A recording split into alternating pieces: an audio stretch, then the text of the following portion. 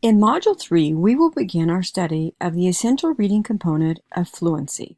It is important for the teacher to connect the essential components of phonemic awareness and phonics to the making of words, so that children make associations to written print. In this module, then, we will examine how teachers do that. We will begin by first an activity called Making Words. Please look at your handout number 7. It should look something like this. In the handout, you will see a grid with cut-apart letters and a matrix.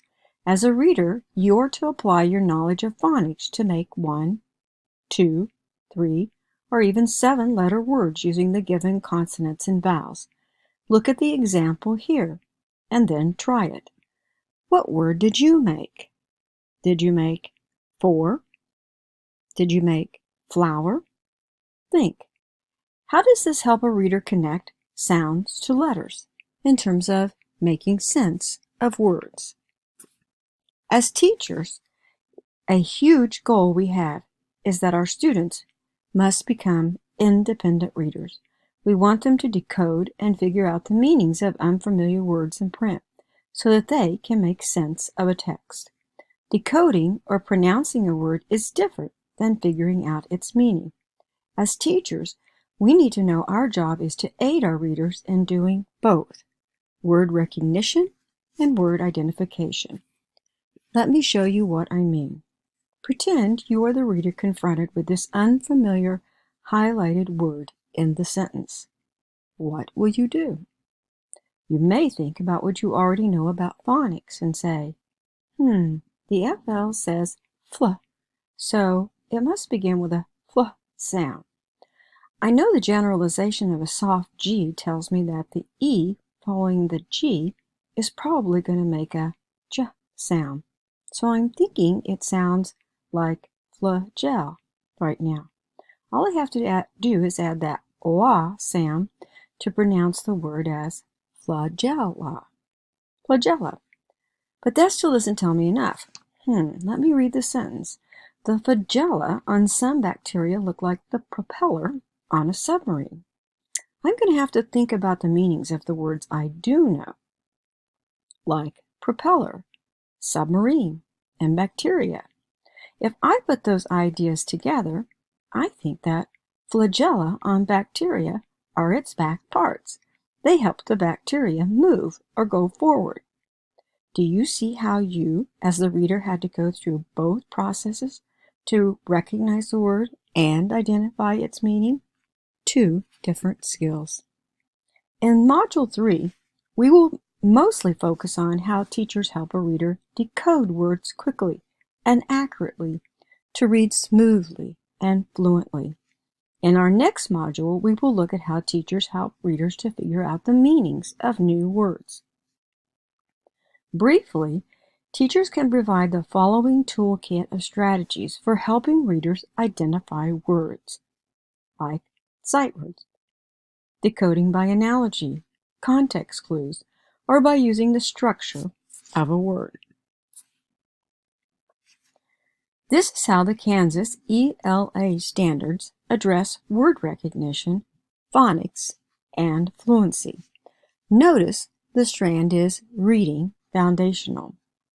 Look at the highlighted text. Readers must apply phonics and word analysis skills, like recognizing grade-appropriate words and using the structure of affixes.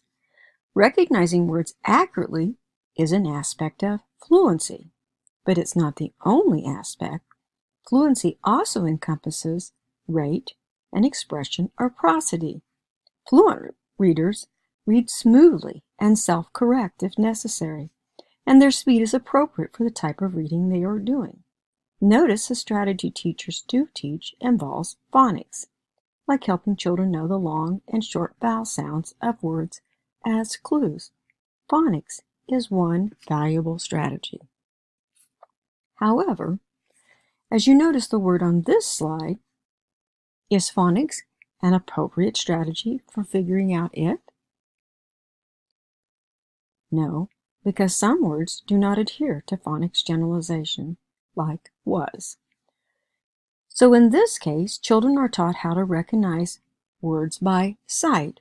They are taught through a look and say method of recognizing the whole word as a unit. Can you think of other words like was?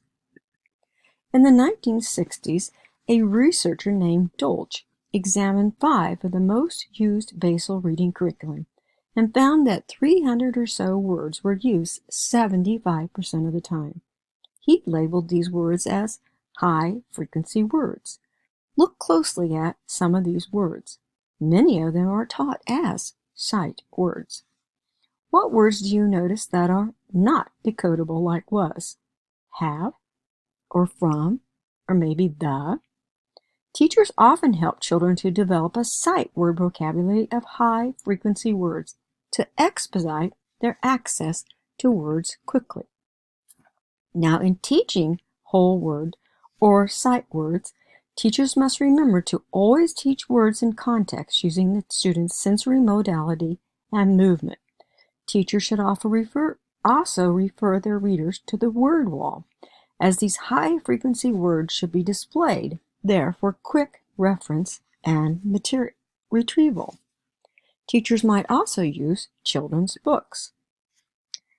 When they do so, they want to use materials that are repetitive and predictable, like books with cumulative refrains. Can you see why sight words were often emphasized in the Tip and Mitten and Jack and Janet books?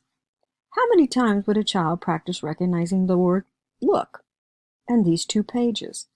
How would this facilitate a beginning reader? You probably will see high-frequency words or sight word instruction in your basal reading curriculum.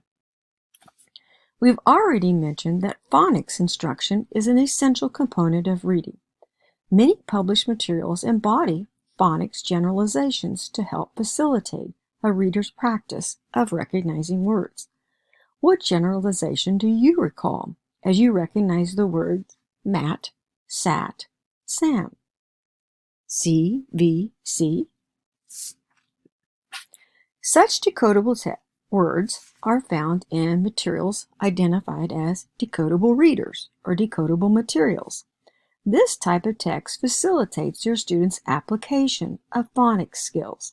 Again, helping children see how they can manipulate the onsets and rhymes of familiar letter patterns like ET, AT, or AN widens or increases their word recognizing abilities.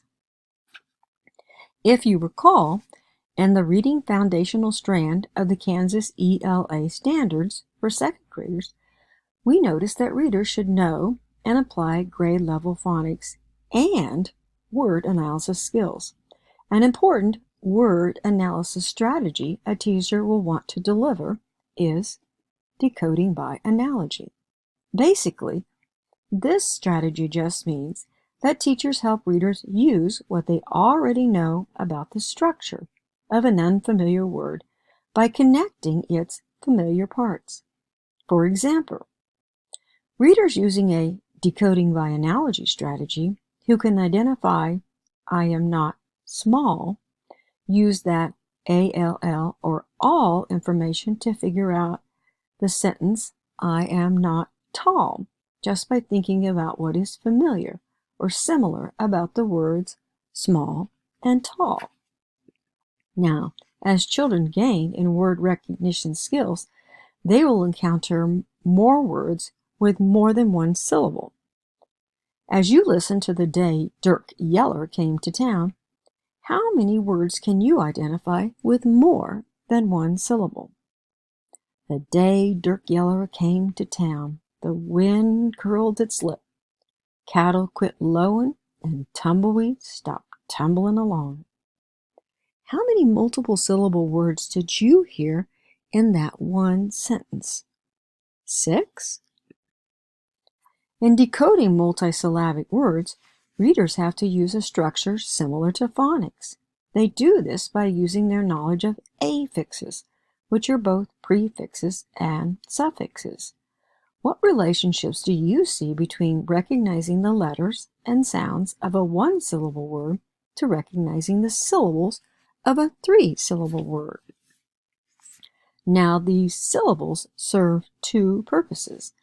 They help a reader to figure out how to pronounce a word, but they also help the reader to figure out its meaning. That is because our language relies on morphemes. Morphemes are units of meaning. Recall that a phoneme is a single sound. A morpheme holds meaning.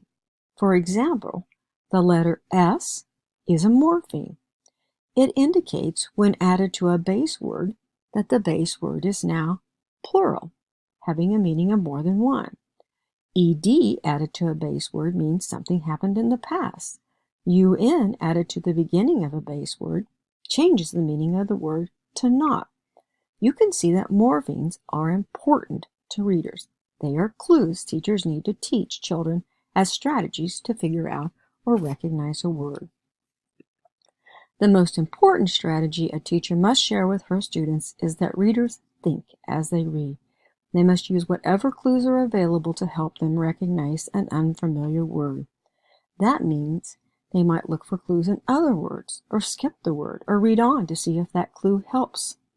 Or they might use images to help facilitate a clue to the word's recognition. Teachers also assess a reader's word recognition skills in various ways, using various tools. You may use a screener like Dibbles or Ames Web Plus. These screeners use a variation of Marie Clay's running record. Copy the URL and paste it into your browser to observe how a teacher uses a running record, and then think about the tools you use in your building. You may use something that looks like this, but administered on a computer. The big idea with these types of assessments is to determine an appropriate instructional reading level for a student. Finding a level of text that matches a reader is helpful in promoting the reader's practice, success, and confidence in decoding and analyzing words quickly and accurately. In your basic curriculum, you probably have seen leveled readers. Ultimately, we want our readers to be fluent and independent. Fluency, as you recall from the standards, embodies multiple elements of accuracy, rate, expression, and appropriate phrasing. Please know that your screener may mostly score for speed, but rate or speed is only one aspect of fluency. Teachers can help children practice fluency of text in various ways.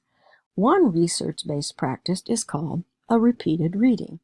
In a repeated reading, the reader rereads the same passage and is scored for accuracy and speed. The rationale of a repeated reading is that the reader's speed will increase with practice and his errors will decrease. Students often use graphs to self-monitor their progress. Other effective techniques teachers use to reinforce fluency include choral reading, or everyone reading simultaneously together, or partner a buddy reading, with two partners sharing the reading text in an agreed manner, or by using such activities as a reader's theater, or performance reading, or radio reading. In handout number 8, please review the descriptions of a reader's theater and radio reading, and investigate the types of reader theaters scripts that you may find available online. Think about how you might use radio reading with a small group of your students. What materials would you use? Please know that fluency is meaningful, and its practice should always be relevant and perceived as valuable and enjoyable to your students.